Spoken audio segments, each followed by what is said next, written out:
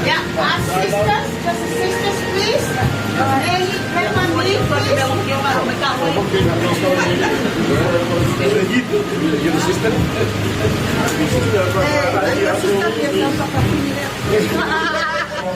Just the sisters. It was just the sisters. It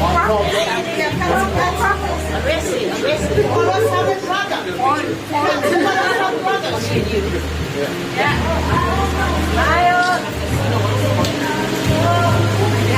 Yeah, brothers.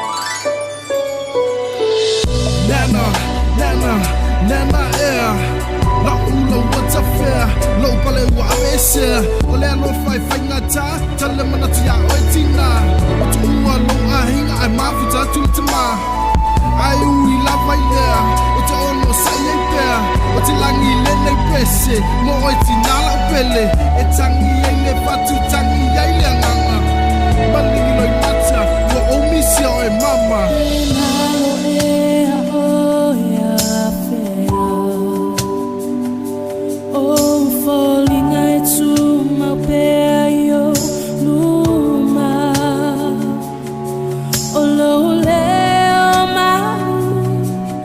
Fia toi fa lo atu ai mai maule ma futanga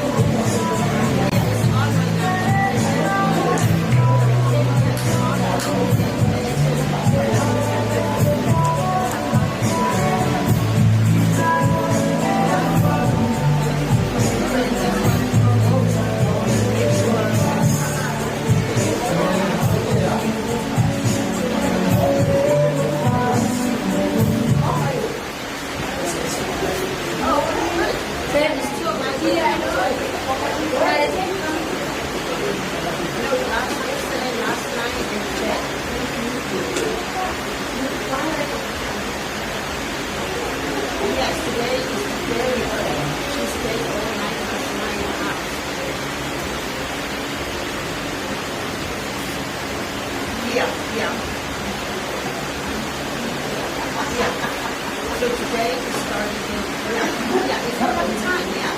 Yeah, and you can,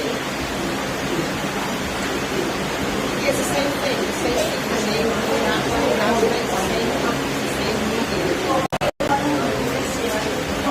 Yeah,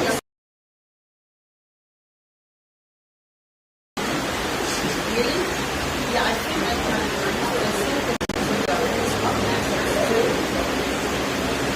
Yeah, and that, yeah, either that, you can go on my page.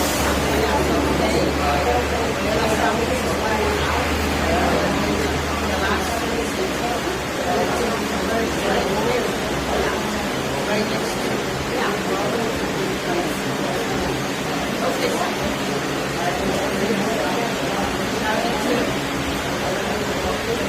okay, boy, when I say one of our supposed to be little baby.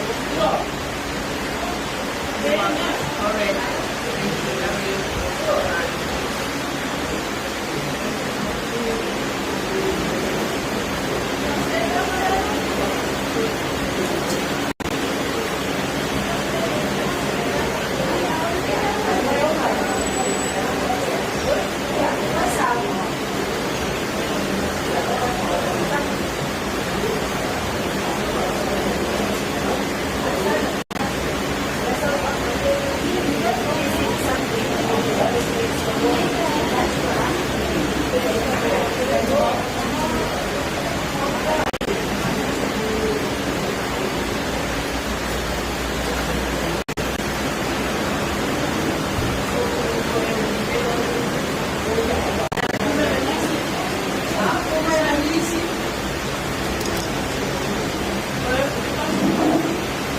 Love you.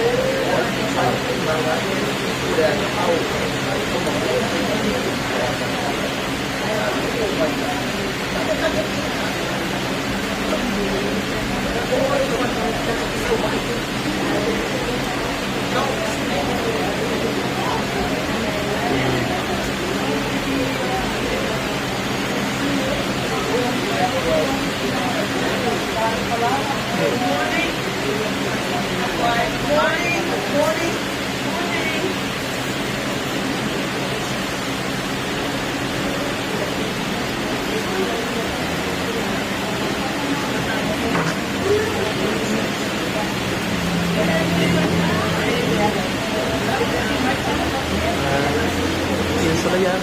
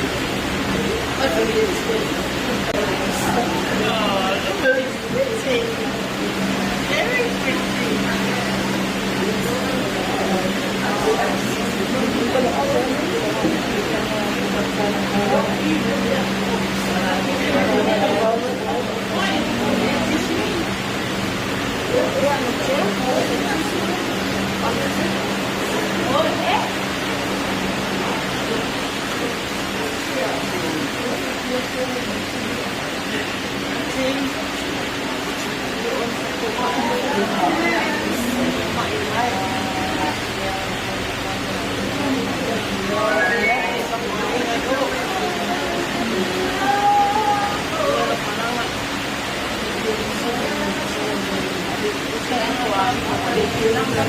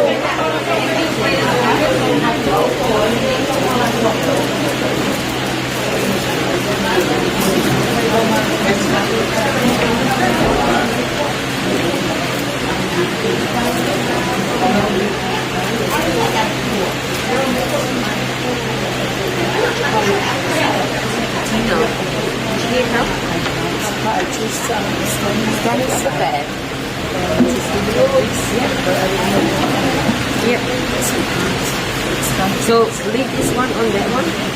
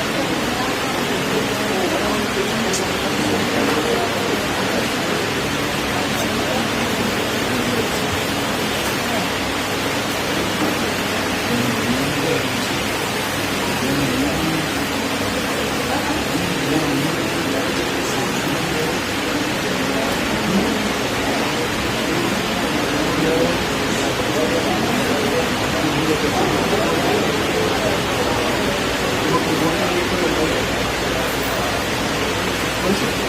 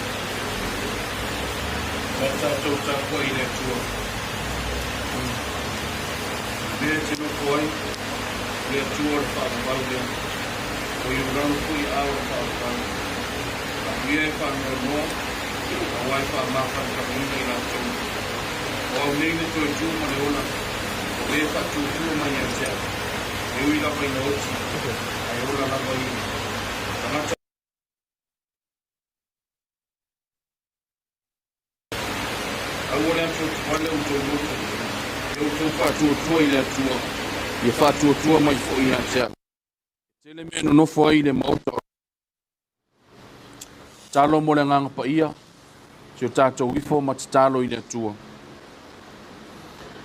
Le atua wha ue, lo mātou ta mai o i le langi. O le ua alofa mai a te i mātou i le alofa e wha ma le ua mawhai o na li liwina le ata o le oti e whai matai ao le oli oli. I e whesoasoani mai a te i mātou. Ia mātou whaatalitali atu i a te oi le mi ngao ma le ngau wai. Ina ia vea ai lo mātou whaalongolongo i upo le ola whaavavau. Ma mea maua i le ono sai ma le wha mawhan whananga. Mai le tuspa ia. Mai le wha moe moe. Tia ai mātou na sa.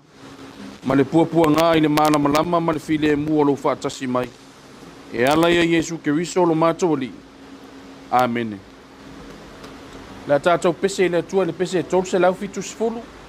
Tolu se lau fitu sifulu le pese o la tātou vi ia i le atua.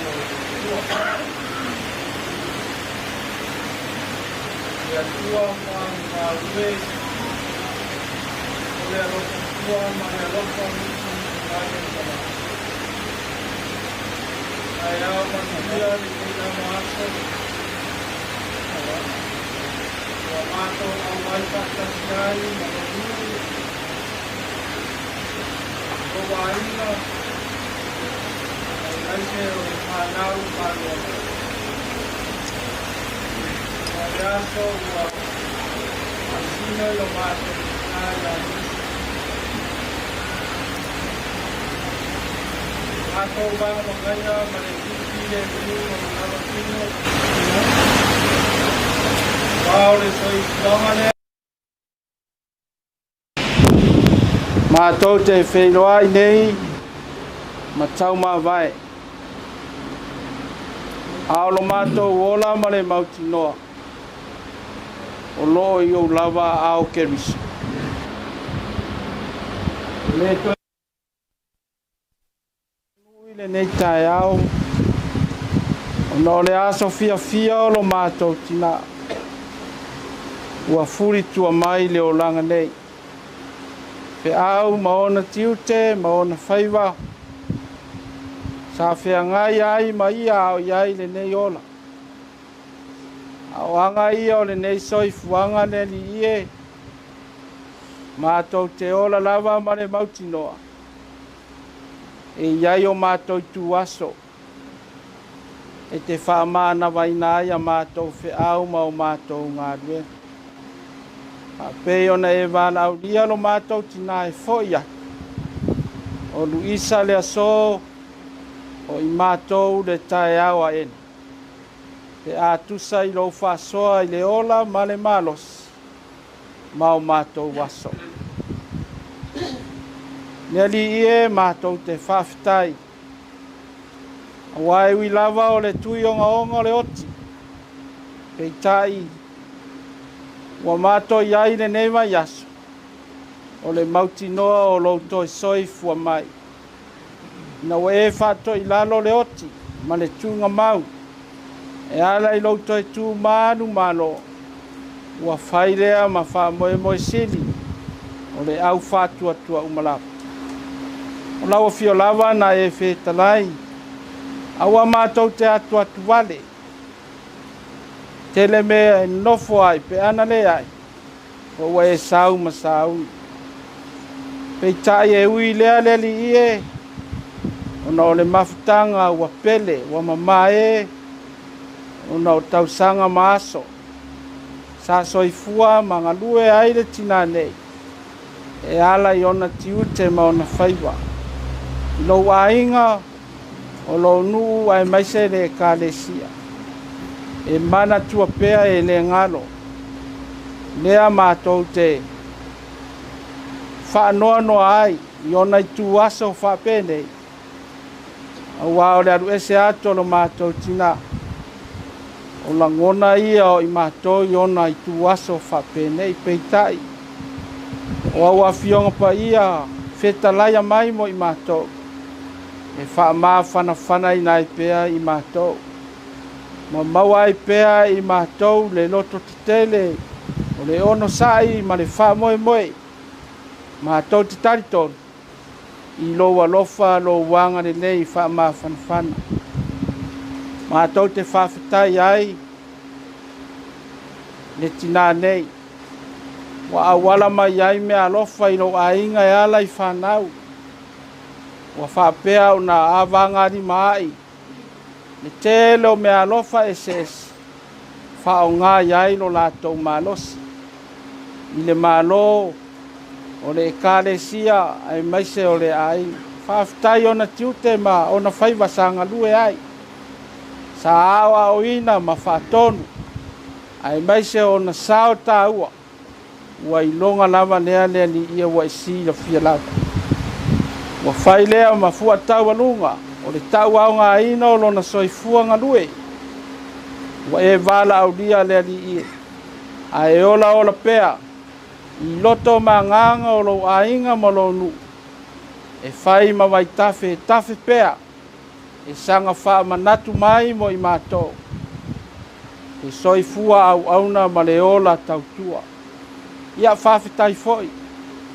I lona soifua ngā lua i lo nu. Sa whai ma whaatai ta inga le lei. Au wāre pae ma le au. O le whautua. Au wāre pule ma manuali ma whai pule. Ai mai se lava i to tonu o lo e kālesia. I ia la ua fiota maa. Ia ona o au a fionga pa ia pe ao ina feta laia mai mo i mātou. E sanga fotua i mai maa lamo tai au fou. Awane i ngase le wha moe moe. O le ola wha tua tua ma le soifua tariton. O lo soifua la ua fio. Le atua o le ola. Le atua o manuia. Le atua o ainga. O lea mātou te langona ai le loto whaafitai. Vi ia lava la ua fio. Ia, vi ia lau tala le lei. A muri se taimi lau au auna. Whaamanatu mai mo i mātou. No mātou wola ai le nei o langa. Ia ngāru rue pea. Whaamanu losi i matawiwi. E le whaiaso la ua fio i lo mātou wola nei. Mātou te whawhitaia le ngāru e ngā mana lo ua nganga pa ia. O le fesoa soani sili lea mo i mātou. A o mai o nai tuaso whapene o ia na te whaamatala loto. Whaaloto tele ma whaamawhana whana. I o mātou tangata whaanoa noa. Whaafitaire atua sili sili o lau maniu. A wāre tāpe nanga mae a na saunia i le soifua o kerusu. Lo mātou wola a mawaele o langa nei. Tua atu o loo, iai le alofa tu noa o lau fio, o le taui o fe au ma ngā nuenga. Pei ona fo i atu lo mātou tina, walai loa, i ona tiute ma ona whaiwa, o le mauti noa wa i au ao. Lea mātou te vi ia ma sanga vi ia, lou lava suafa ma mara. Mātou te talo e le ai se ato toa i le tina nei, e iai ia dui tau whea ngai, sa fai lea ma toatu ngai le soifua ngā due, mātou te talo, e te sila fia mea umalau. Wha ngalo le mafutanga ma le whanau. No wainga ma lo nua e maise lau e kāresia. Mātou te taritonu. I loa lofa na e maliu ai. Wa lava lea ma toe lea li ie wha mangalo ai se o mātou tangata. Ai mātou te talo mo le nei aso. Se nofoanga mau mo le tina. I saunia. Whapea o na wha maise lo wanganga i le whanau. Whapea le kālesia malonu. Mātou uma. Ia mātou la ngona ina pea. Upu whamawhana whana o mātou wari. E te le tu lafo ina i mātou e mātou o te peitai. Lo soi fua lawa fio le manu malo. Mātou te talo mo to enga le nei aso i ailo file mu malo wanga le lei. Sau se taimi i mātou whamawai atu. Ia whapea o na vi ia lo lava suafa mamata. Tama o mātou te talo ia anga le lei mai. Tātou malawa fio. I manuia ai o mātou whaiwa matiuti. Manuia ai le wha moe moe o le tina. Ai vi ia ai lo suafa mamata. O mātou te talo ia ke riso Yesu. Wa ole ma wala au atu ai nei. Ameni.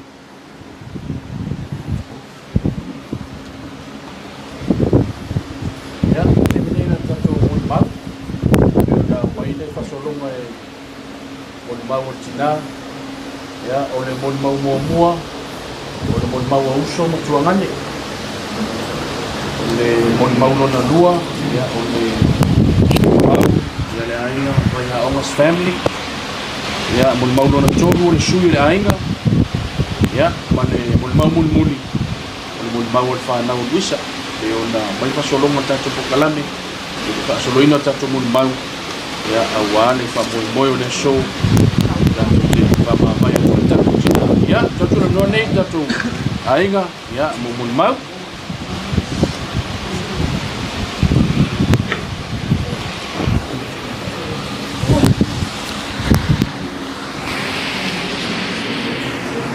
Leo te whātaro whātu le whaia whātaro whāle maota.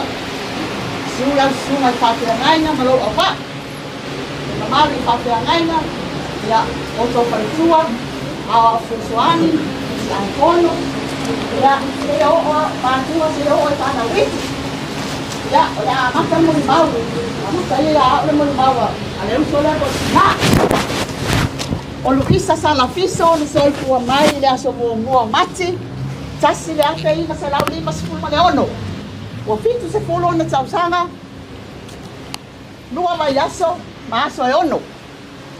O lona tama, ta elenga lau vi fiso vela, o sa anapu, ma sa atawa.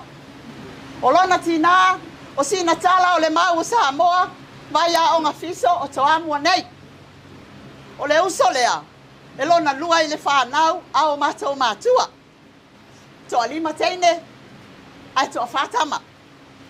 E toa tolu ia te ia, nei, e wato e sea i le malanga le maliu ma le oti. E toa toa ono i matou o totoe.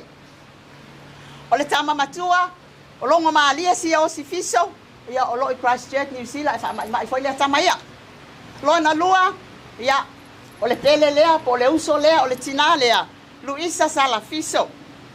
Lea o tatou whamawai nei iai. Lona tolu, o Mrs. Sei Pepper Hosi, ia e nofo i Wellington e New Zealand. Lona wha, o au le tau tala atu, o Mrs. Queenie Mary Fiso McGrath, Australia. O lona lima, o toi wā fine aso Fiso i o Wamaliu.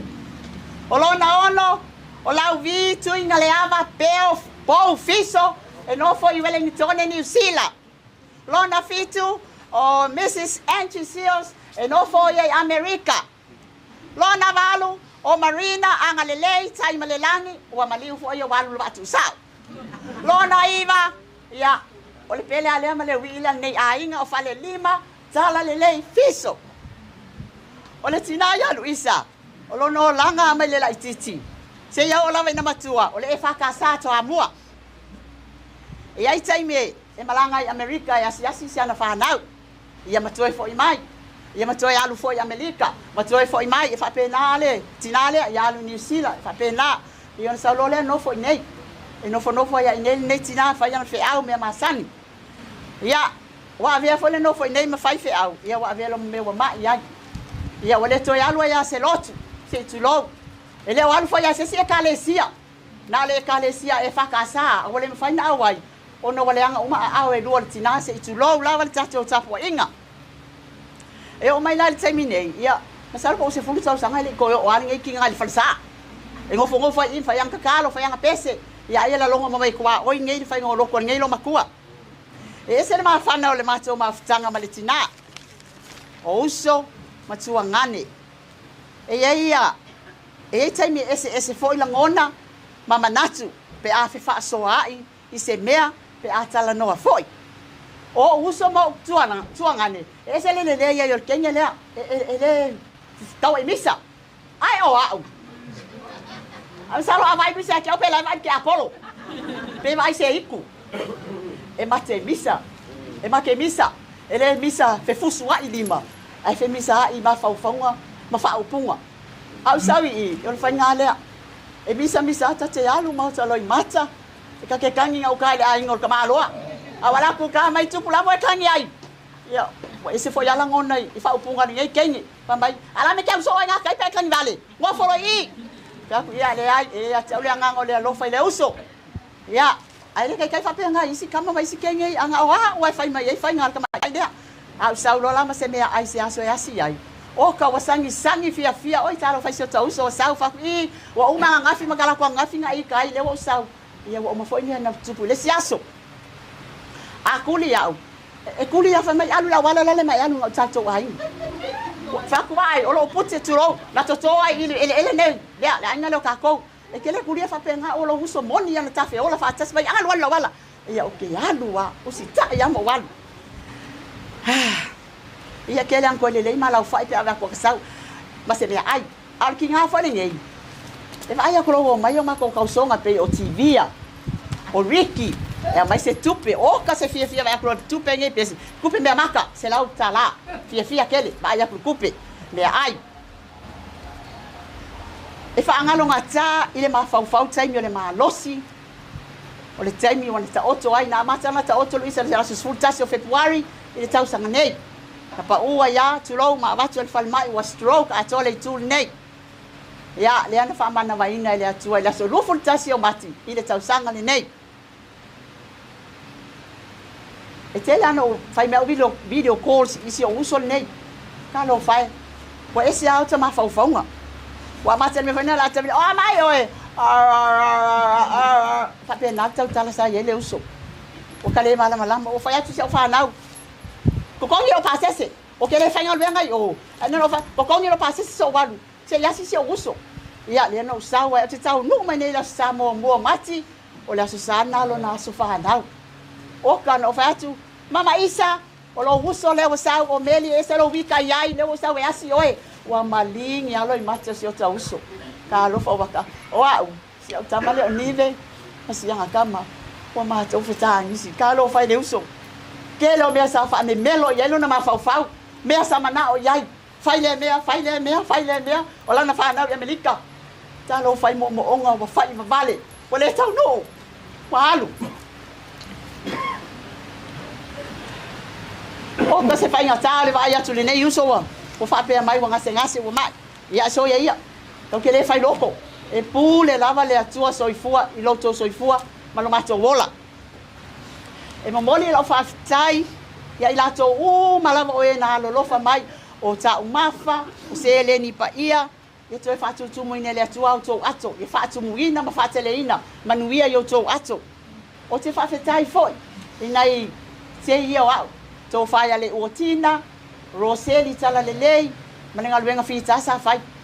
O le ao ma le pō, ia watasau, ia whai se avenga tu watu tau au. Te sosoani ai na yuso nei. O lau whawhitai whapitoa. Ia, o le atali i le ia pō e walu o le whale o mali e toa, ma si ona tausi a Victoria, ma le whanau. Ia o la tau nei sa ngafa ma le tina. Wa uma pension ia lo makua ngei, o nga whai ai whai ngā le ko olua pupunda le a pō ko olua lea. Lau ko olua laiki lea. Ngale uma fia kala le pension e. Ia, ki dia uma ngā kupe pension e, wai kuri ka mai, o mengi whanguingu ma mengi o chips la po, e whai ai ala ko kongol po, ai pā yangi ka mai. Ai asau la po e fasi. Ia ngo kango lo mko wa sasa skama ko o mea ka ke alofa ia. I fanya nge. Ia le la walu lo mko. O fe a ko sulu ia. Ia so sulu ko po ko le se o mko so sulu mai. E ngale o ma velo i fa fo ka mai ki ka fa ka. O me ngai fai ko le. Ia le lo mko nge o le fai ka ma va le ia fa nga wa po. E ko ia meli ia. O wa se asa. O wa meli wa pa e. Ele ai meli ku pe pension. A wa po ka ba ko do le. I fai ngo ku pe pension ia lo mko. E fai nga ko do le. Ia ola tala lea, ma le moli mau pupu, ia mo tātou, malawa le nei aso. Pei mau msi au kama lea, ma ua makia ngofo eskalia msi au kama. E umaloa mako iolo msi au kama. Ia e ku e lako ainga le ngei. Ia manu ia tele lau sunga alfawhia ngainga, malo au waa, ia manu ia malawa whalitua whaiwhi au, ai mese lau sunga alfawhia au sa pati o tātou au wai, manu ia malawa tātou, i le nei aso vi, ia Yesu, amene.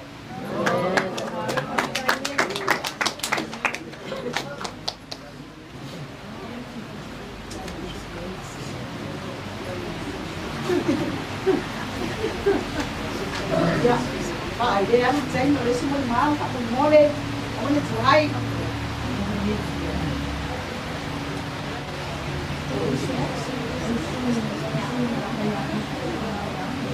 ya o se suila o wala o mas spam ka ko mole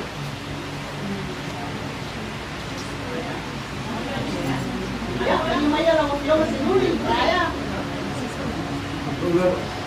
No.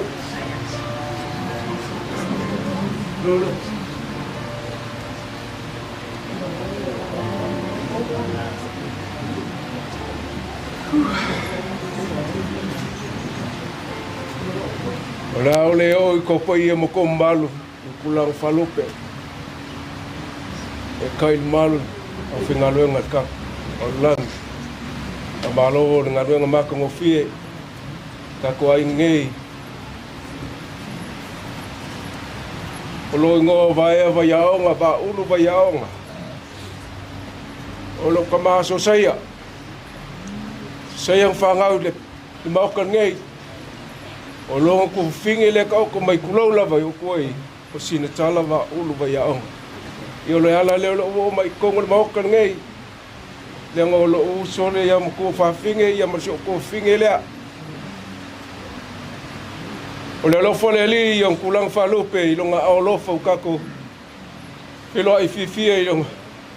Lingai kai au maka ngofie. Pafkai lo ko sumai. Pafkai mo la ngoa. O le mafkanga ma ua mar ko fingi ngai. Masangi ngalaku ya Amerika wa o ke ngofo ya Amerika. Ia o klo ya Amerika ka mo lo ko fingi ngai a nive I o. Ia le mo moelo aka ma. Maloi foi ngal ko lua le wai le kele si kulo. A fai lau kala longa miles away la kale fai. Ia ngor sa afie finga la ve fila inga uso. Ia fa pe lava. O Luisa se to fini alofa. Tough love. Meaning a kaukala mai you can feel the spirit of love in the tough way. O Luisa is ngā kai loko maolalo. O Luisa is ngā kai lofa. Ali longa lofa I long kaukala malosi ngai whai ngumako olo lai foi whalo alo. Ia male whialo whangu. Whafkai le lofo le kua ua o mai. Vasa fia ma mai lai fia ma vale le fia. O ngalo fia awai lawe long koe sauinga. Ia mai se o ainga pele ia ba uke. E se lau le leo ngai ainga. Whafkai mo lewa ngoa. Whafkai lawa mo ngai kai mi whai whafkai lau sungari. Kai sauinga lau sungari. Pengaluenga. Ia malkako au pai pese. Ko sumai kalamai au. O ke alofa mo ko umalawa ia manguia ko sauinga ole. Ko fingi ngai. So fai su amengi.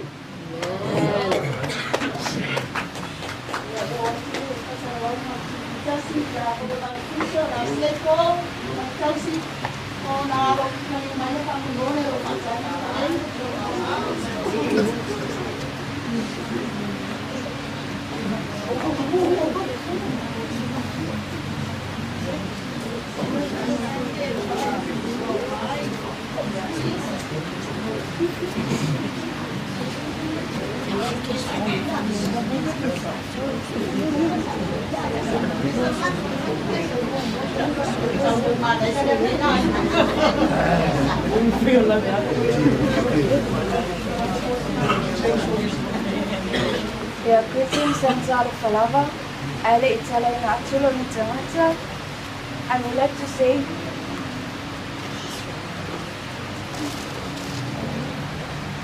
never mind, I will go on. Life is not measured by the number of breath we take, but by the moments that take our breath away. Don't cry because it's over. Smile because it happened. In memory of a special grandma, so full of loving deeds, who always thought of others first and helped to fill their needs. Someone who loved to bring a smile as she went on her way and never failed to brighten up a dark and gloomy day. Someone who never knew how much she is missed and thought about for when she left. It seemed as if the stars had all gone out. Grandma, you meant so very much in every single day, and you're remembered with much love today and every day. Oloma tua. Elena se tasi ngangana tautalai. Elua na tua ngangana. Ini Samoa ngangana ti ngangana ka. Ini pa ai palalang ngangana Samoa ngangana pa Britania. Lealal autumn fire to ngangana pa Samoa. Na mamoy manu ay atia e mala. Le mafutagaba fana. Leoti wayatala. Sala Fiso matutina, Luisa Sala Fiso. Waleto e falo moina, le pao o lo toto malo taolanga. O winga tau safia, ang malu, malo fai le mafai o nangalu. Ai maise o lau fatuanga, Ia mātou whamaoni ma loto mo lalo, even though she's mean every day. Aua te popole isa, o le a mātou te whatuina e whai malui tau o lo mātou o langa mo se manuia. Ina ia fua mai, pe o le malolosi mea timunga le manuia ua e se leina. Whawhitai mo lau tau tua whati mai tai isi o tātou ainga.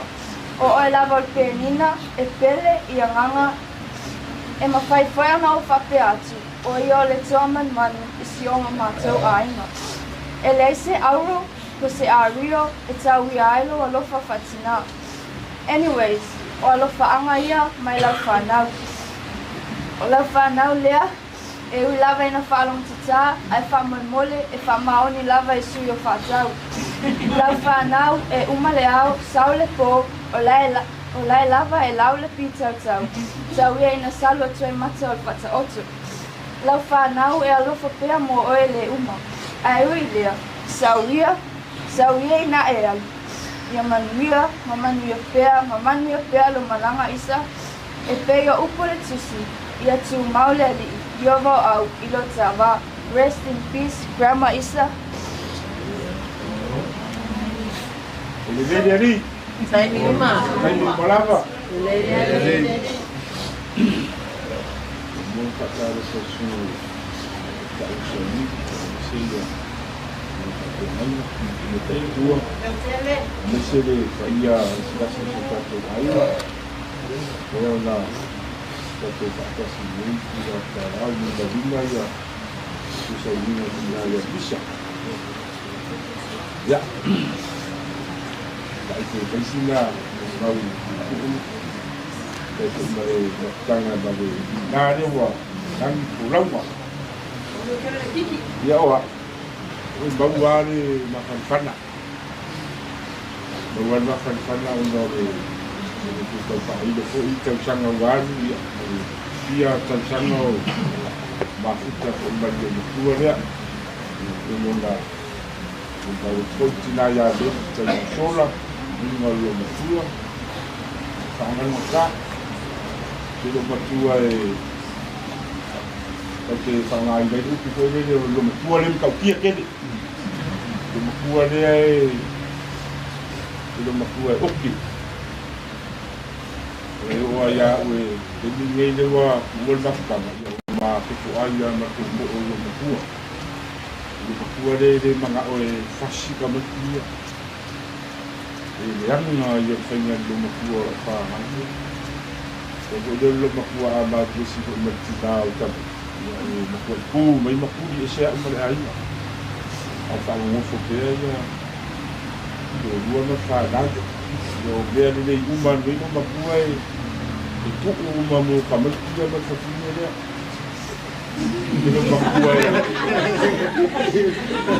makku ini makku lang makan kaya Malaysia dia mau faham tapi kamu dua lah falu berkaya lo pesi lo yo dia lagi kaya wala dapat semua tu oke bapa dia fokusnya kau dia waktu dia so kamu faham Ulo whawhai e ngā galilei mai ke mga maiu makua to wainga e ukuar kusi e whauufua timu si sila lea kua i nga ngā rufa mai ngā galilei a ngā kasawhai ke ni o sau kei kua ni kua e mia lea kua i a au kou i e sa ngā galilei mai ke makua mai makau ngei a kukunga lea kua ni whaango ngā winga ele marcou PC, tá uma coisa marcou muito mal.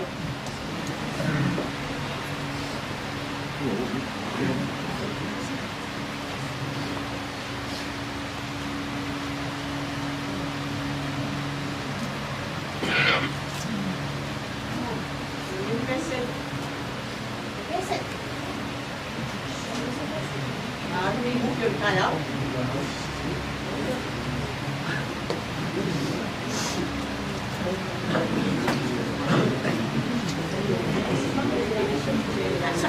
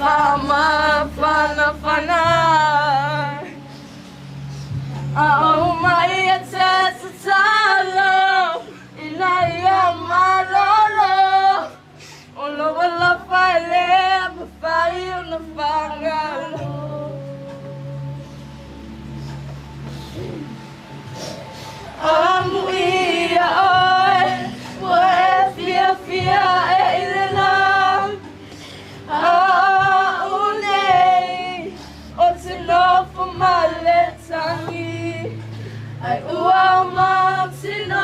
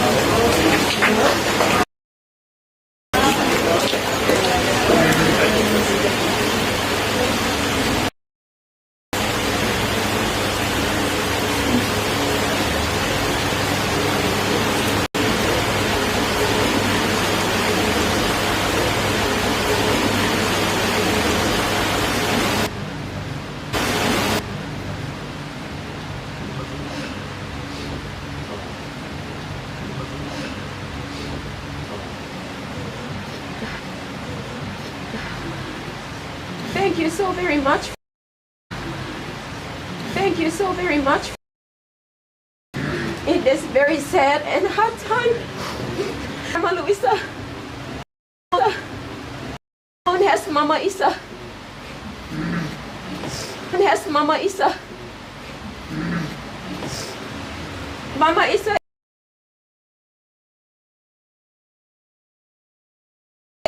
Via Sinatala, myself, and Finis, all by herself. As you all know, it's not easy being a parent, but she did it.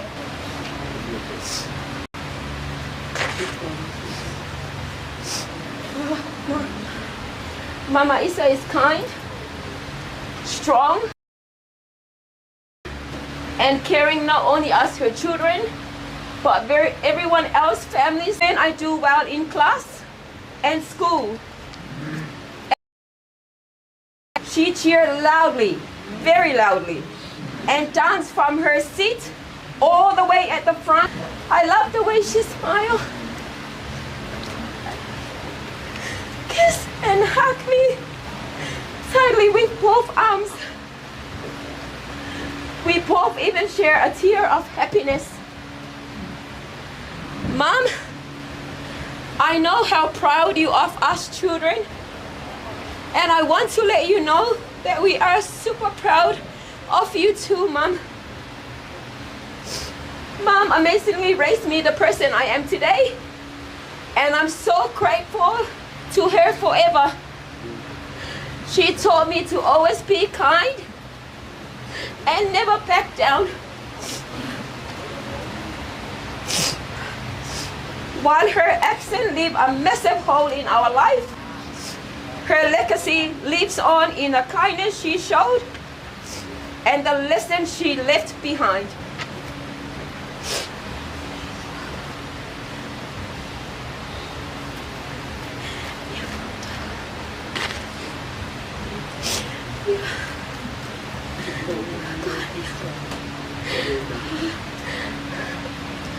Mom, Mama Isa, I love you, Mama. Thank you for being our kind and light. We love you. You are gone, but never for David.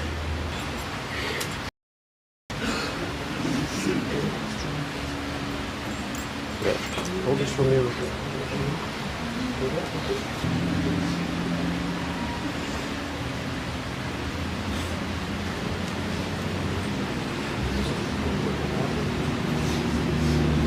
To travel documents and circumstances. Hopefully you understand what she's trying to raise into our more with brothers. Sister Queen Mary, Brother Finesso, Brother Bo, Sister Angie, Sister Angadale, my mother, a cousin, a sister, a mother, a grandmother, and a great-grandmother. Again, you're welcome, Mom. That's supposed to be a joke. She was a teacher of her culture, a teacher of her history, a teacher of her own religion, and a bossy teacher of everything and everyone else. My mother loves her family with all her heart. Sala Luisa Fiso was a proud woman. She was proud of all her uncles, aunties, and their families, proud of her sisters and brothers and their families and their children, but most of all, she was proud of her children. Today, I'd like to say, Mom, we are very proud of you.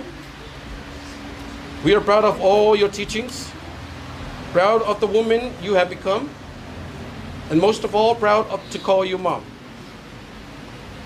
You have given your children the gift of knowledge, understanding, culture, families, and most of all, the gift of love. I thank you for being the best mother any girl could ask for. Today we lay you to rest with peace, pride, and tears in our eyes, and love in our hearts. I love you always and forever. Your daughter, Sinatala Florina Carpenter.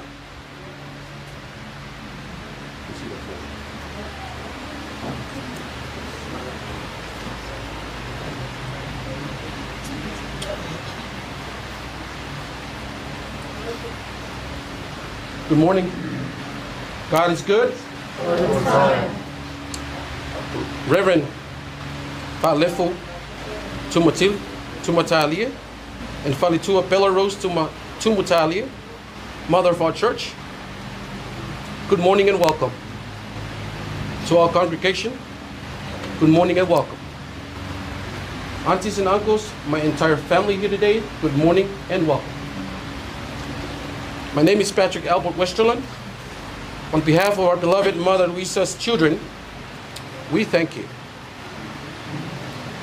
Your spiritual guidance, prayers, your words of great faith and wisdom has filled our hearts with so much love and support during these tough times. May God continue to bless you and your family with great health as you fulfill His will with your unselfish service in our village and our congregation. Thank you.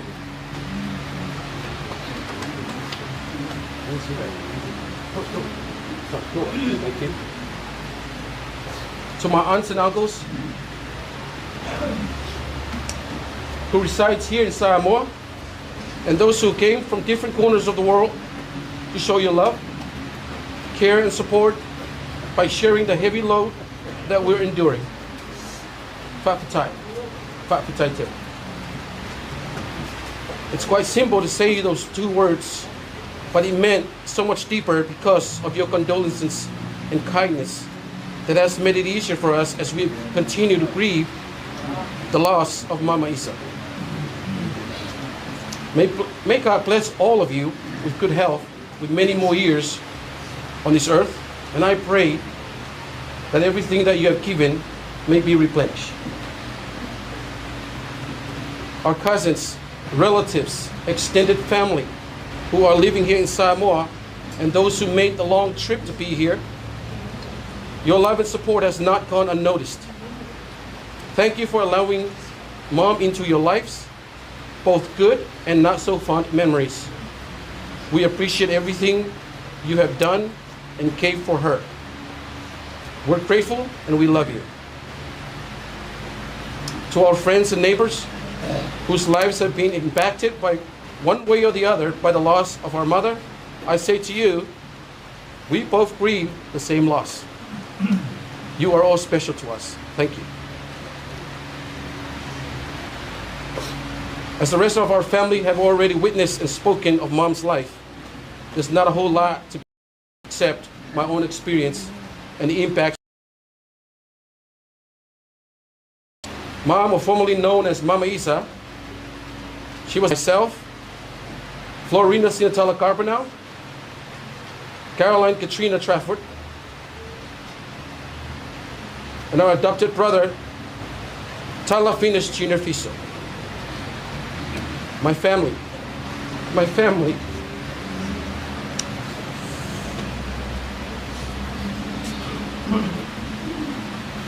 please pray. Forgive him for everything he's caused this family. Bruce Carbonell, Christian Michael Carbonell, Cameron George Carbonell, Edward Aquino Westerland, Luisa Janice Trafford, Sarah Trafford, Melissa Desiree Trafford, and Wakape Teru Ulungia. Lilith Juliet Carbonell. You see, the only one amongst your siblings. My mother was far from it. But to me, she was perfect in every way. And I'll tell you why.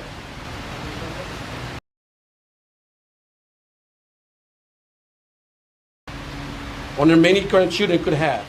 She loved everyone that she associated with, even with relatives, extended families, or even strangers. But she was also loved and respected by many, from her own children to her brothers and sisters, and their children, our extended neighbors and families, and their children. Mama Isa was also a character in her own way. She wasn't shy to show how proud she was. For example, days like this, a funeral, or climbing walls at a school, or just being silly around her sisters and brothers. You can't fake authenticity. She was as real as you can get. You see,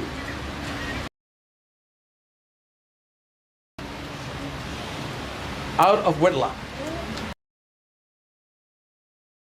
My mother was never married. I never asked why or how. No, I would ever know why she made the decision she made.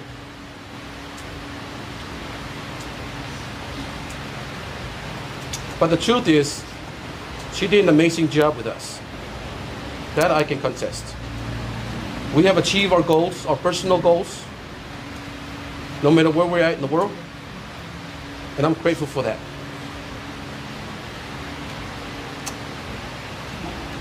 She achieved all the goals that she had set out to get, primarily through her children. To always put God first, get a better education, be independent, be able to dream big and chase your own dreams, and never ever give up. Well, I'm confident that we all have done that. It is why she is the perfect mother to me. Our success in life, that was her success as well. Mama Isa, as we lay your body to rest, you have joined our Heavenly Father in eternal life. I can only hope and pray that when our time comes, we'll be able to see you again in paradise. You built this. You made me the man I am today. And for that, I say thank you. Thank you for loving us the way you did.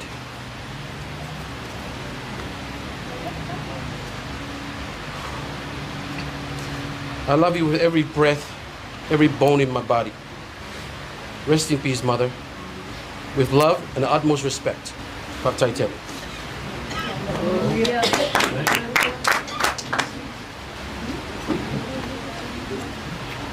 Ya, ua whaafonga tātou au pia i nei aso. Moni mawola soi fuanga lua le tina. Ya, kalanga tau tua. Kalanga uranga i tonu so tātou nia inga le ngata i lea. Ya, o le vānu koi whanau. Ya, matango kia mon mau nei aso. Mon mau leata fia. Leata whanua noa, leata tangi tātou mon mau ina nei aso. Ya, tātou pia le tua. Fōi le inga i le tua. Ona o lanto sina i tātou na ngata i lea. Ia, wānu mupo ai, tonu tātou ainga. Ia, tātou pese le tua, pese e mosi la futus konu.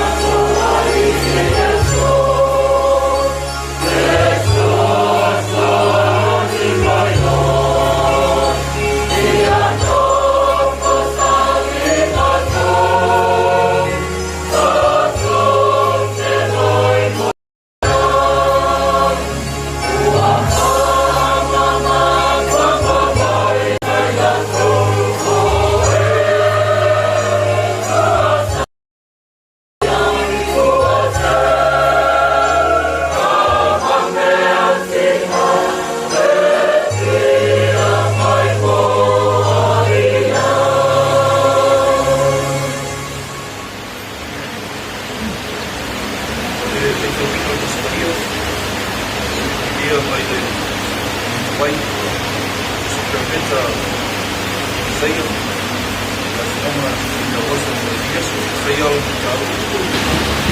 Pas maliba. Matal fai tau mo fai pu suma lima. Se fa ngata mai fai pu suma valu. Isaia alona mata pu fa suma liva. Matal fai tau mo fai pu suma lima. Se fa ngata mai fai pu suma valu. Fa fonga mai o afiong pa ia lo tatou tua. Ngalo e le fa fine lana tama usus. Na te lea lofa i le tama alona lava manawa. Ai lava ngalo ia te latou. Ai le ngalo lava oe ia te au. Whaauta, o utai alo whaatusa, iau alo whirima. E tū mau o pā iau ruma. E whātālise mai lau whanau. O e na le petia oi. Ma e na whātāwhuna ina oi. La teo teo ese ia te oi. Whetapate pai, ia oi i tu umma. Ma e vava ai. Wa lātou wō mai ia te oi. O whetalai mai le li i. O lo ola au. E te ofu oe ia i lātou umma e pei o mea e whaamatango fie ai. Ma e fusi ai e pei o le a nofo tani. Whamanuia mai le tua tātou whaitau ma whaalongolongo iana whiong pa ia. Tu mau atu pea te ia lona lava vi inga. Nei masa ia o whaavau lava. Ameni.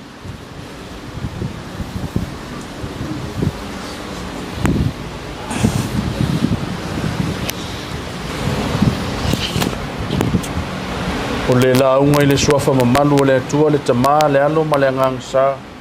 Amene. Pi whaangaina le whai upasifunu ma le valu o le tusi sa whaitauina e whai mamatua. Whaafonga o tito e whaitauina. Tepa ia oi i tu uma ma e vava ai. O lo whaapoto mai lātou uma. O lātou o mai a te oe. O whetalai mai eile li. O lo o la au. E te ofu oe ia i lātou uma e pei o mea e whaamatang o fia ai. Ma e fusi ai. E pei o le a nofutani. Ma nato utua nei aso e pena eile. Whasinonga le tusi whaitau waso. O le mea alofa o le alofa e whaavavau. O le mea alofa o le alofa e whaavavau. The gift of everlasting love. Tusia Isaia. Tolu lava vaenga te tele o loo vai ina ai. Le whaingoina o le Isaia mua. O le Isaia e lua ma le Isaia e tolu. O le mta upula e fasfulu le lima sfuma lima. Ya, o le vaenga na e tau o le Isaia e lua. Le whaingoina o le tiutio a Isaia. O le whaamalo si au le na le perfecta o Isaia. Malana whaamafanfana i le nu o Utah. A o iai le tawhianga i Papelonia. O le le whai lepe na i le mta upu le fast food wiva. Le ta oto ai i le vaenga lo. O le malama o le atua o le a wha pupula i nai i loto wha. Ona o le ola polonga i lalo o le puleanga. O le malo Papelonia. A whai tau le whai upu e vadu. Whai mele whai upu e vadu. O lofa a peon whetalai mai o le li. O na po le alofa ua utani e tuai a te oi. O le aso e whaaola i nai. Ua au wheso soani i a te oi. O te leo fo i a te oi. Mau avatua o e whai mawhea ngainga le nuu. Ina ia whaea ina le lalulangi. Ia whaia nuu ua whaatafu na ina mo lato. Ua leva o na whaatalitali i tangata sa iuta. O le aso aso e o mai ai le aola vea i le atua. Wha mautu ai le whengainga le atua malona nu.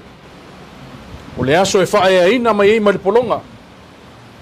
Ai maa leia nu utu matawhanga sa o lato wolo palaina sa iuta. Le langona lea ua. Leva no moe miti ai le tangata Israelu. O le pouli uli lea sa ufiti ai o lato langona. Nefe mai Isaia. O mai ia. O mai ei fafo le nā pouliuli. Ua tā pena masaunia le atua. Le ala e whae e ina ilo na nu. E le toe fia ai, e le toe fia feinu. ai wa inu malia I fa manianga fa so mai le tua winga fa na mana tu tu le nei aso pai fa va le me alo fa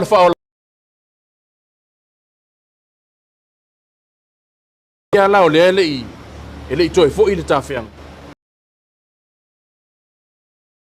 le toi au mainga o lona nu o le whaaeina lava lea mai le polonga. A whoolinga I o le toi whaaeina I le atua o lona nuu le I le whai upo whai mamatua. Whai mai. Whe tepa te pa I ia oe I tu uma, mai e vava ai. O lo wha poto poto mai la to uma, o la to o mai ati oe. O whetalai mai e li, o lo ola. E te ofu oe ia I la to uma e pei o mea wha matang o fia ai. Ma e fusi ai e pei o le a no futani. Fōringa wa ia nao le toi fausiaina o Siona po Yerusalema. E peia o le teu wina, po le wha matang o fiaina o le teine wha I poipo. O le alu e no nofo malantane. Le whai mail matua, o mea e wha matang o fiai, ma fusi e fusi ai. O ata wa ia umanei, o ata wa ia umanei o mea nei o wha I poiponga. O le wha ilonga o le alofa, o le mea alofa o le alofa e wha vau pena whai mail mana tua utu. Manatu e whapena fo I le mea alofa o le alofa mo le tinai Luisa. Ua mae ananga luenga Luisa. Ua umaranga luenga le tangata I le lalolangi. Le tangata sa whaaunu ua inu ese. Ona o le fina ngalo le atua. Whapena le tinai Luisa. Mautinoa lava sa whaaunu ua I le nei lalolangi. E ala I le soifuanga lue ma le ola tautua. Malana au nanga I sosiala, ele tatu wha longo I mundi mag. A whai usfuta usanga ule toi o tinai se lotu. Ia, o le misteri o lilo alna, tatu te lei loa, pule ale tu e lan tangata.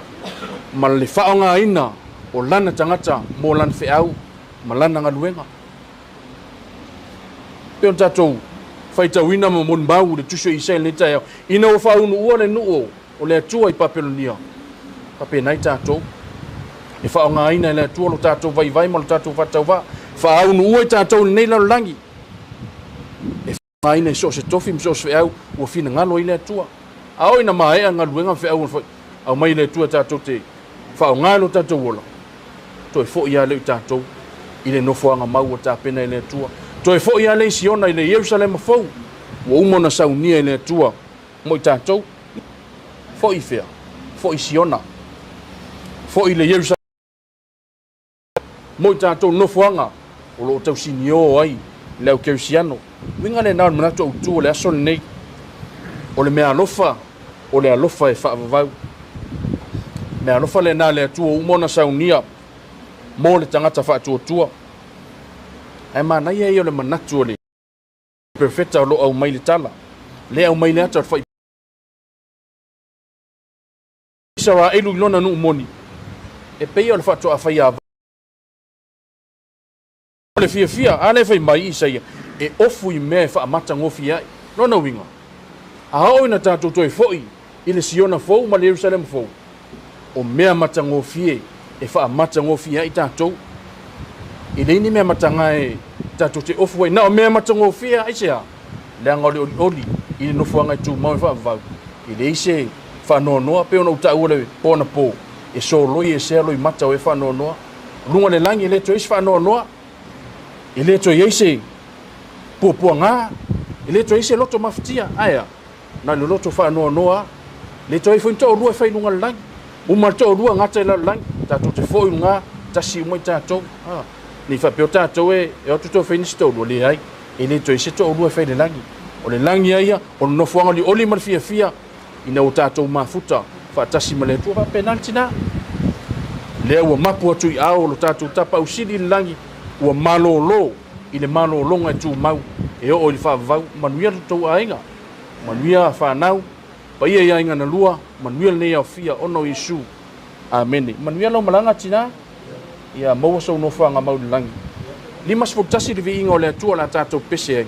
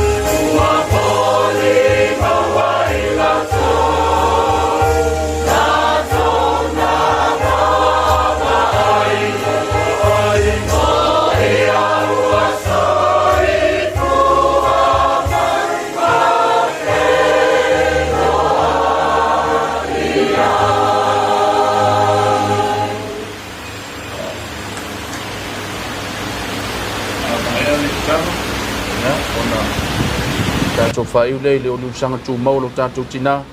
Ia, e tu ina ilo na tino ili tu ngamau. Tātou whai ule tano. Au le manuia ma le file mu o lau fio le atua lo mātou tamā. Le alofa sili sili ese o Yesu ke riso lo mātou. Vai ma lau fio nganga pa iai. Tu mau mai le lungo i mātou nei. Nei maso o malava e o i le whaavavau e whaavavau. Amen.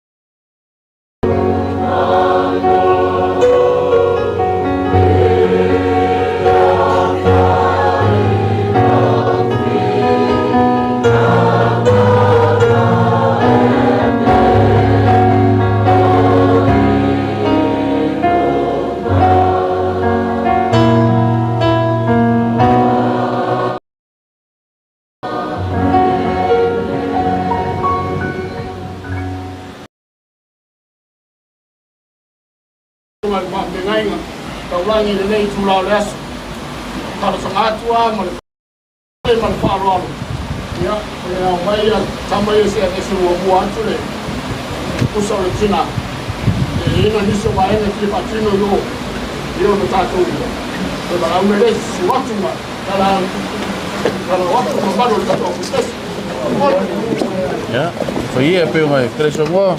Ovi.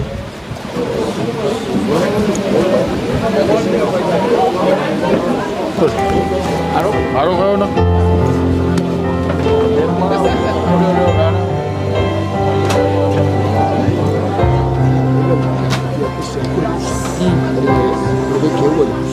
Ya bisa ni. Okay. Oh ya. One sit inside.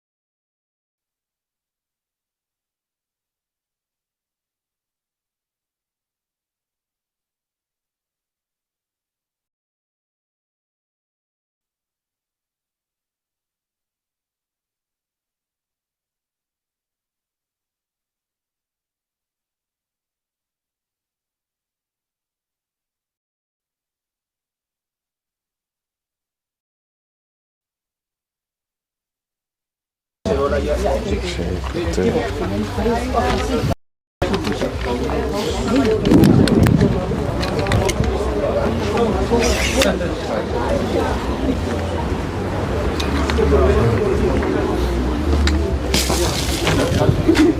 fa umakak kakangan. Umayo fa umakak kakangan yesu.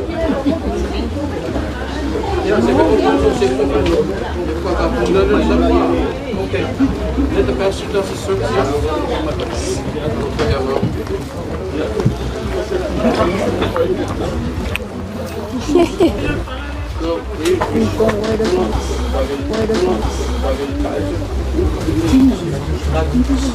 Le nganga o lau ona nei le fuefu. Tātou te tali tonu ma le matua wha moe o mea uma ia te ia lava. I ngā o le oti, o na wha awa no ina le oe le mālo le langi. Le alii, e a matai nei o na pō, o le lava, talai mai ei le nganga. Ina ia lātou mālo lo, ia lātou ngā luenga ti ngā, a wāfo i o a lātou ngā luenga, e muli muli a te i lātou. O ana o na fo i lātou te au auna ia te ia, lātou pese i le atua.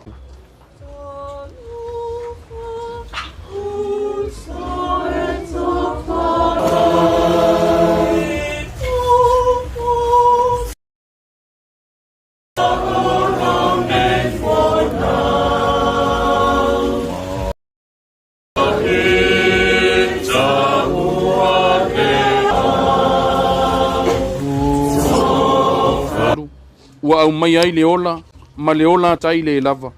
Ona o le nā manu mālo i le oti ma le tunga mau. Na itua, o lo siri lava i mea umai manatu i ai. E leo ina i o tau loto, a toa ma o tātou ali. I le manuia o le atua le tamā, ma le alo, ma le anganga pa ia ia te au tau.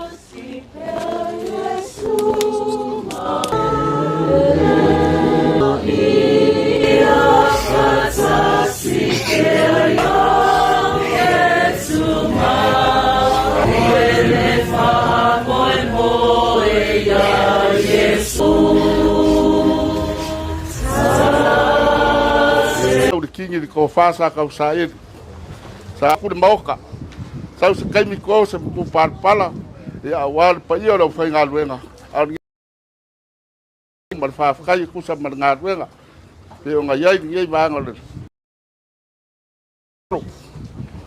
ya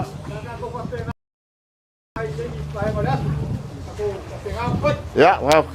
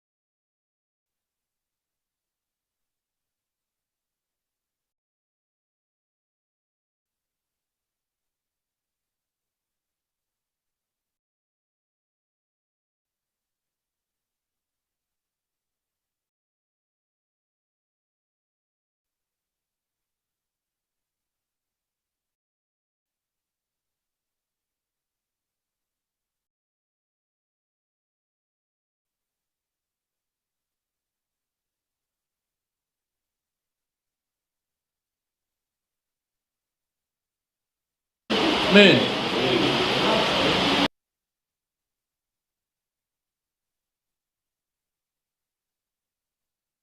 Mui, eu fico aí, né?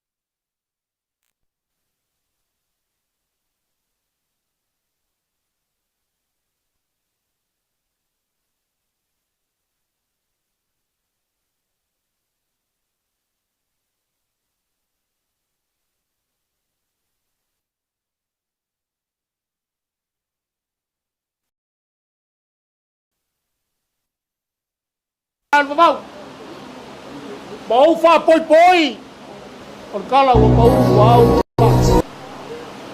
Ale langila. Mafuasa. Alele wongo foye so maulolo. Wongo sei ai bon. Ikia sa. Tele so mako kala. Kulonga nga kalanga ko ma le fala ngo fololo. Al vau, lau sunga le pa penga kaulangi. Sa fe ngai man ngaluenga mafa ni kayao. Maya ngaf. Payangal ka poinga fa ko ri ngi maka nga fa mai le fui. Fai malango lango sua i lo lua balawinga. Malo lua fa le manuainga ka iso ka ko kalesia. Kulonga lau sunga le fa penga. Sa kuku waku lo kau au. Iso mako ka mafa i fe au ni kayao. Ai mai se foi o kapo inga le farikua. Ulonga le pai o le fai ngaluenga o ko sunga i fa fengainga. Mau ko farikua. Ulonga la sunga i la wa. Fa fkai la lofo malanga le leo le kua. O ka ko vesila fai foi ni ngai kaiao. E fa umo mai ko sauniga o tinga e Luisa. O pai ala vai. Te le ka fi ka kala i pai o ka ko ngu. Lango pai o ngafi. O le so mo kaiao. Ai pai ala vai mai ale fanga no wai fale ula. Se ia pai ala vai o sania. Lenga ma vai ai ka pu kem ko i klo. Ngai ku le ainga. Suri va ulu. Ya, male lo ngai ainga. O nga fa pele. E so nga lu lo ba le wa. Ai alo mai. Ola se kau ma fai aku se fa fe kai. Ari ngai ainga. Ya wale so marka ko mafkanga.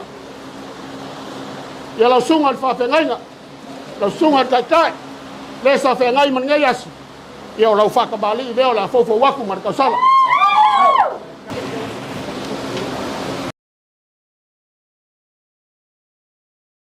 Kalis. Dis, ya.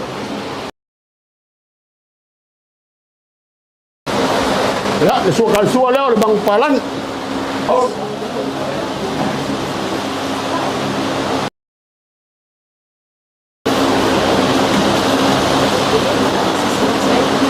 Oleh ngasi lea langsung ai fa ngai.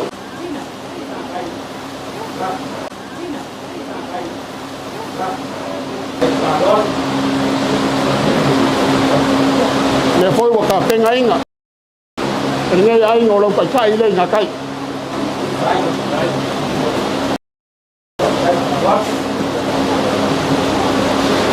Langsung ai le fa ngai enoka. Se fa kai kele. Tong suar ka ma fefeu ko maka go fia ai le so mar ka po inga mul o maka ko fia ai alo mai la kau go fia ku ne ai se fa fe kai le wa ya walu su mai ya ora fa ka bali ngai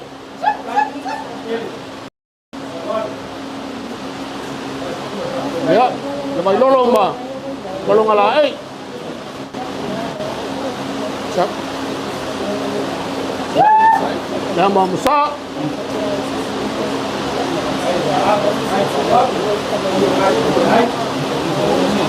Ya. Suara.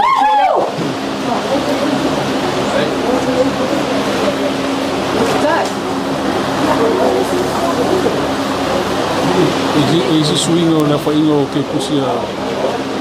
Na fsi meia di. Ese swingo ke kusia. Le. Nggak bisa apa lagi. Ya.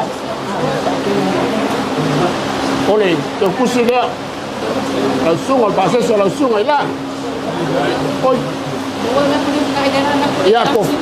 Kau lo ko fa.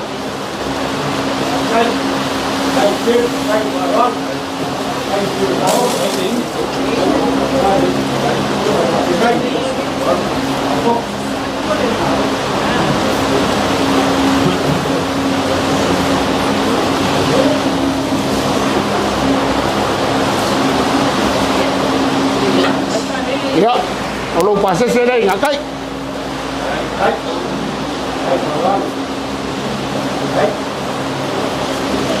Ya le foi wa. Ka penga ngai ku, kalau ka kai nei no.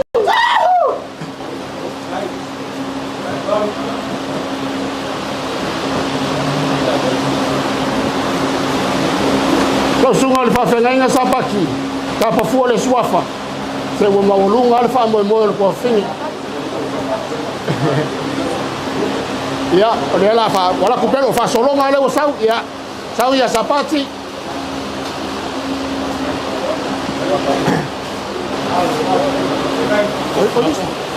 Ia ko whale la sunga i whapenai.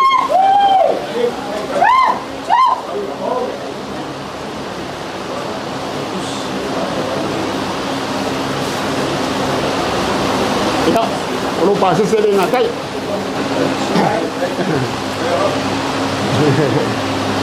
Ia, akasi e foi. Ia, Kêu kusi maranga ina. ei, mo lo kai kai le ngā kai.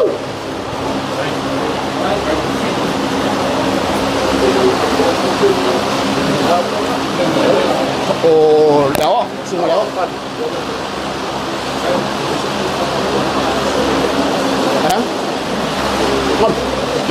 Ia, lau sunga leo au. Fale, ia whawhitai le mangaku mani aso. I maka o fia ele, te kako whamui moe. Ia, o lo pasese le ngā kai.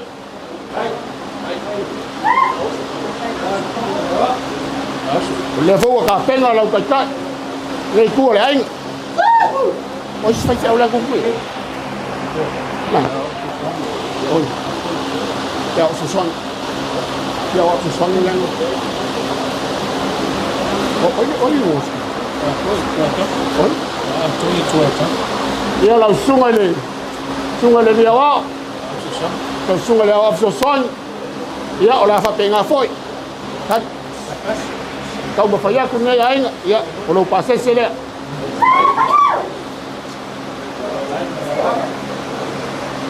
Ia, whapenga foi. O lau kai le ngā kai.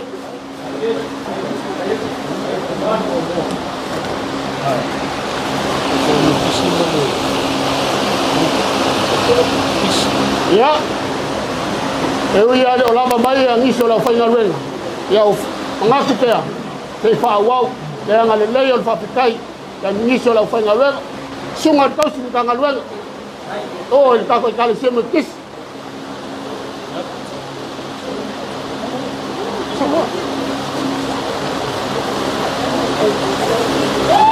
Ya, o le ngaki lea por ko whaa sunga tausi ni kanga ruenga. Te kako falsa i ale me kisi.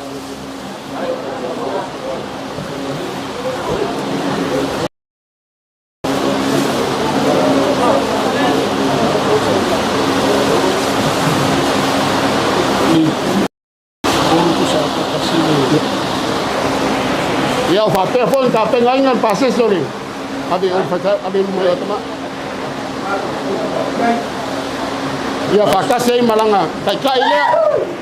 Olu sapa. Ia malpusa pisuko. Ia o ka ko faso solo bai telea. Ia pasi la sunga ka lo fai o misi oi. Au o faso lo ngai o se ka ko kalesea. Ka ko riko. Ia o le kofalea, o le ngaki oi. Ska ko kalesia oi. Ka koriko. Lua. Kasi, ai, kasi ya. Kasi lua, masa lah. Lua, lua. Ya, o le fo ka tenga pasese.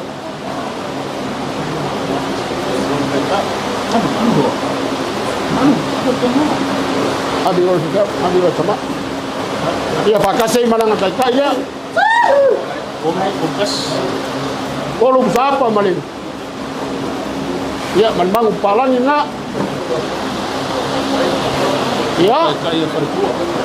Ko nga fa pele sama ko kala. Le mafai au ngalo afia i jonga bau. Ke o le liwang ya. Ya ko le farku tua. Ya.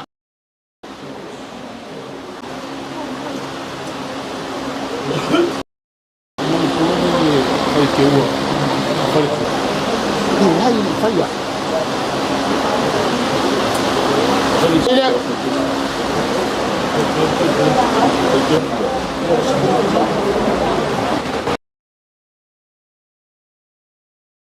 Pakai lagi. Pakai lagi. Dia bukan dua. Ya, dia lau koi foi mai la mali. Ai nga. Ala foi maku kiri pe ngai ma. Ya, Yo ngai ku ai. Ka premier singa Samoa.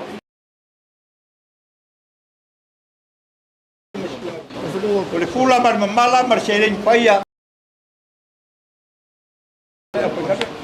Fa mangwia le ku ni ngai ku kelo le ai nga.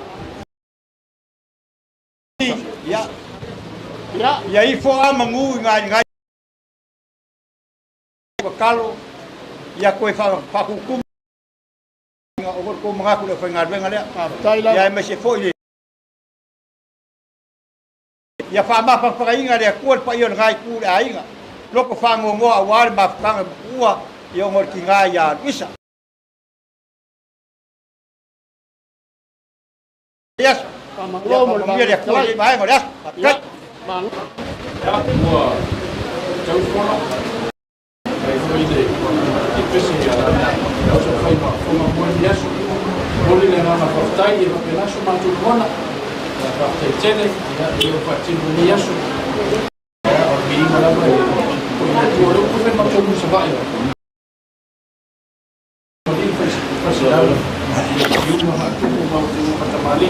ya viaggio ya tano ya na tinga tua ya wir pa i mo ruo lo ai ya Laila ya ya ba o ko ai o tu ai ya ama so men ngalo le aso su le wa ma le son ya a mesele no lungo le ya tala le ne tatu tina ya pa tele le tu a me wa tatu fa le yaso tatu no ia ya pusi mau i lungo le fata fa tauranga lo tatu tapa usini lang ina ia na nam o manongi lei i le fa fonga lo tatu tapa usini lang ya pa le tu le yaso ono Yesu ya amene Yesu a maile manuya e atu ai mato ole o limo di lava ia tutu ai mato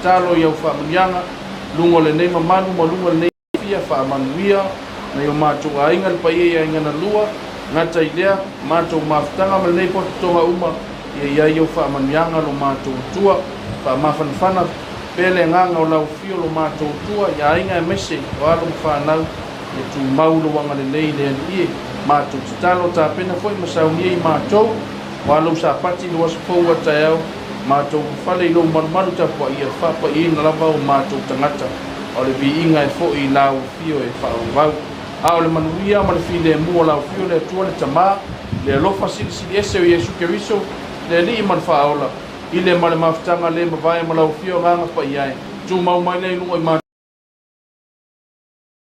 le lalangi atoa nei se i o i le whaavavau lawa amen Amen. Lo ya manuia le aso